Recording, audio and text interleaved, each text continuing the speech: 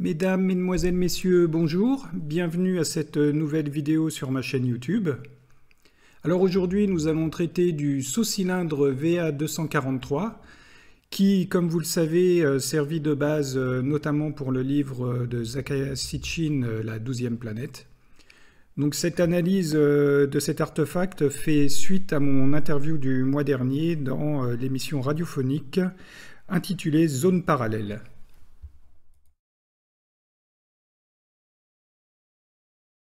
Le saut-cylindre VA243 réalisé en serpentine daterait de l'Empire d'Akkad.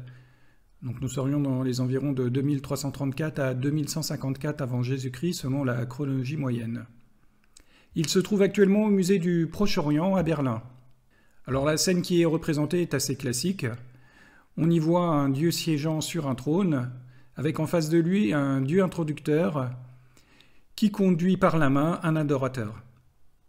Alors ce qui a fait couler beaucoup d'encre sur cet objet, c'est une représentation, à première vue, d'un système solaire entre l'adorateur et le dieu introducteur.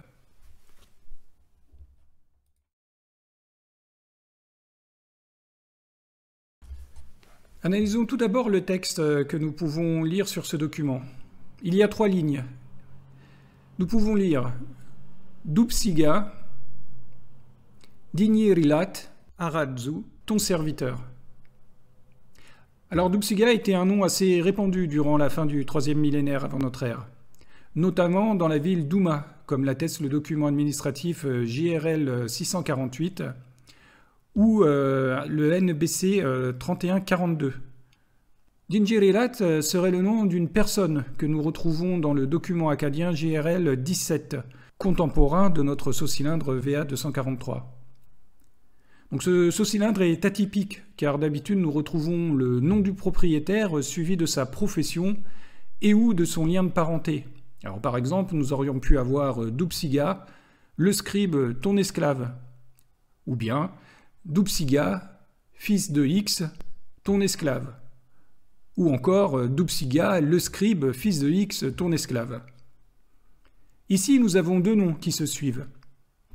Nous en déduisons que le premier nom était celui d'une personne importante, suivi par celui de son serviteur et propriétaire du sceau. Le personnage assis est bien Dieu, car il porte la coiffe divine et la robe traditionnelle à volant. Il tient dans sa main une arère, généralement symbole du dieu Ningirsu. Notons que l'arrière du trône se termine par ce qui semble être une tête de dragon. L'autre partie de ce document nous montre le dieu introducteur et l'adorateur, dont ce dernier porte dans ses mains un animal qui sera sacrifié pour le dieu assis sur son trône. Alors ce qui est intéressant, c'est que dans la partie inférieure de l'image, entre le dieu introducteur et l'adorateur, nous pensons distinguer une massue et une charrue, qui seraient apparemment les symboles du dieu introducteur. Il est donc fort probable que nous ayons affaire à une divinité agraire. Derrière l'homme, nous distinguons un bouquetin et des montagnes sous le nom du propriétaire du sceau, sous-entendant peut-être son origine montagnarde.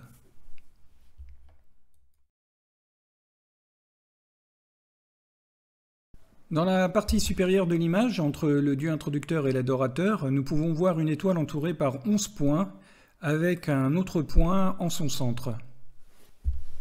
Ce sceau est la pièce maîtresse de la théorie de Sitchin, selon laquelle les Sumériens avaient une connaissance astronomique avancée des corps planétaires de notre système solaire. Selon lui, ces 11 globes plus le Soleil totaliseraient 12 astres. Cette planète supplémentaire est considérée par Sitchin comme étant Nibiru, un corps astronomique mentionné dans les textes mésopotamiens.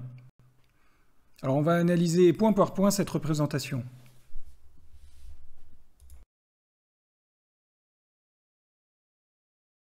Tout d'abord, que nous disent les textes mésopotamiens au sujet de notre système solaire?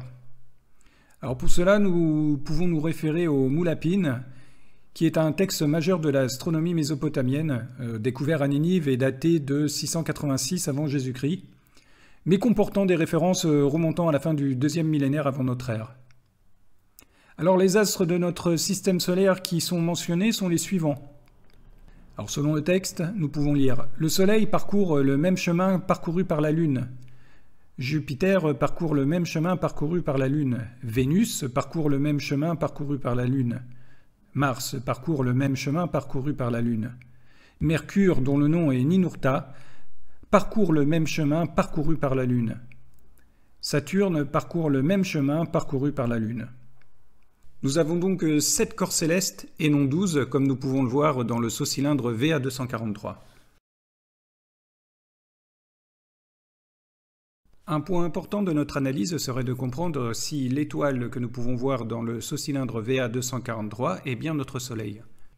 Alors le Soleil, symbolisant le dieu sumérien Utu ou Shamash en akkadien, était représenté par une étoile à 4 branches, d'où irradiaient 4 rayons. Alors vous avez un exemple avec ce Kuduru en calcaire enregistrant un dos de terrain datant d'environ 1100 avant notre ère et se trouvant aujourd'hui au British Museum. Donc, l'étoile présente dans le document VA243 ne serait pas notre Soleil.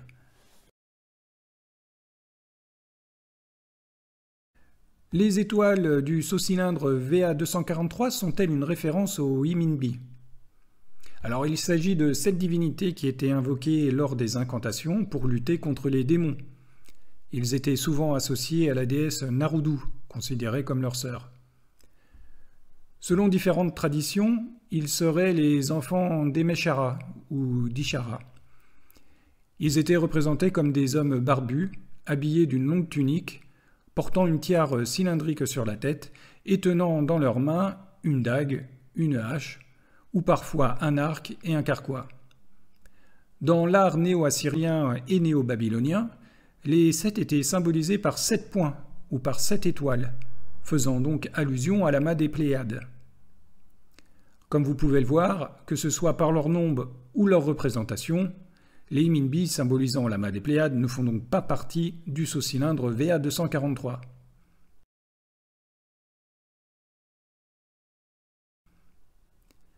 Mais alors, quelles sont les autres pistes concernant ces 12 points? Ces points pourraient faire référence aux grands dieux que nous retrouvons dans les inscriptions royales et qui sont au nombre de 7 ou de 12. Alors en effet, les préférences personnelles des rois et des politiques religieuses de l'époque affectaient l'ordre et le numéro de ces dieux. Mais nous avons aussi une autre piste. Au premier millénaire avant notre ère, à Babylone, lorsque le festival du Nouvel An, à savoir l'Akitu, était à son stade le plus développé, la célébration pouvait durer jusqu'à 12 jours. Mais nous pourrions aussi nous tourner vers les systèmes du calendrier mésopotamien. Alors en effet, la plupart des événements, y compris les fêtes religieuses, les activités agricoles, fiscales et juridiques, étaient déterminés en référence des intervalles naturels produits par le mouvement du Soleil et de la Lune. Plusieurs méthodes de calcul du temps étaient en pratique tout au long de l'histoire mésopotamienne. Mais à Babylone, au cours du premier millénaire avant notre ère, un calendrier est devenu l'officiel. Commençant par le mois Nisanu, c'est-à-dire à l'équinoxe vernal, on est entre mars et début avril, le calendrier mésopotamien se composait de 12 mois lunaires et certaines années d'un mois intercalaire.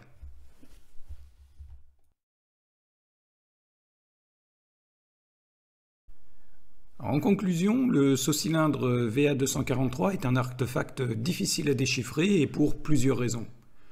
Alors tout d'abord, la signature ne nous apporte rien de bien précis sur son possesseur.